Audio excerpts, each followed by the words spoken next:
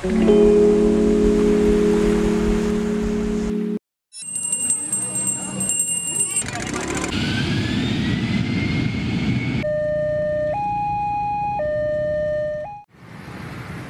merupakan salah satu kerugian yang ditimbulkan dari penggunaan teknologi di lingkungan tempat kita tinggal.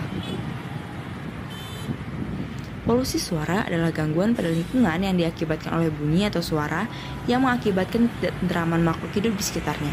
Seperti yang kita ketahui, batas frekuensi bunyi yang dapat didengar telinga manusia sekitar 20 Hz sampai dengan 20.000 Hz. Secara umum, ambang batas manusia mulai mendengar adalah 0 desibel sampai 55 desibel.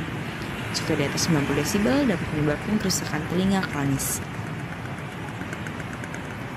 Yang pertama yaitu bising kontinu atau terus-menerus, seperti suara mesin dan kipas angin.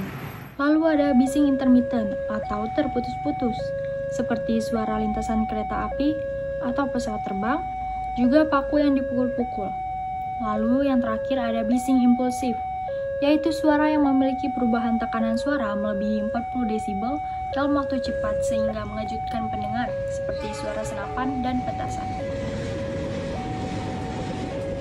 Suara lalu lintas jalan, suara konstruksi, suara bising di bandara, suara aktivitas industri seperti kipas, generator, kompresor, dan alat-alat pabrik, suara lalu lintas stasiun kereta, suara aktivitas rumah tangga, suara bising acara yang melibatkan kembang api, petasan, pengeras suara, dan lain-lain. Terlepas dari apakah kita sadar atau tidak, keberadaan polusi suara nyata adanya. Yang pertama, gangguan pendengaran. Orang yang sering terpapar polusi suara berisiko tinggi mengalami gangguan pendengaran, terutama jika intensitas suara yang sering didengarnya itu melebihi 75-85 desibel. Yang kedua, gangguan mental. Bagi orang yang sering terpapar pencemaran suara, gejala gangguan mental seperti meningkatnya emosi negatif dapat terjadi. Yang ketiga, gangguan kemampuan berkomunikasi. Saat suara di sekitar terlalu berisik, kita tentu merasakan kesulitan berkomunikasi. Yang keempat, ada gangguan tidur. Polusi suara dapat menyebabkan kualitas tidur terganggu sehingga mengganggu kesehatan fisik dan mental. Kurang tidur juga bisa memicu naiknya tekanan darah dan gangguan pernapasan. Selanjutnya, ada penyakit kardiovaskuler atau jantung. Nah, polusi suara dalam jangka pendek bisa menyebabkan perubahan di tubuh seperti detak jantung meningkat secara tidak wajar, dan dalam jangka panjang bisa terkena hipertensi dan penyakit jantung iskemik.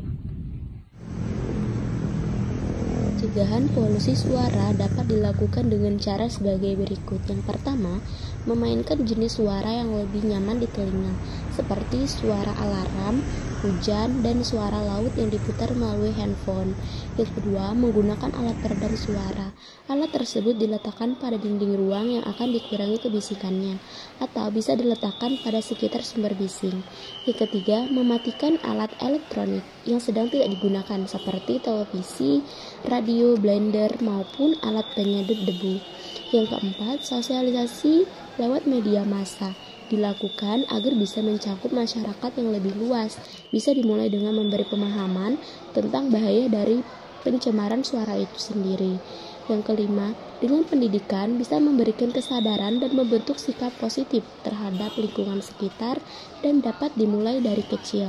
Kemudian yang keenam, jika memungkinkan, pilih daerah pemukiman yang jauh dari lalu lintas padat. Nah, sudah tahu kan apa itu polusi suara dan bahaya yang ditimbulkannya?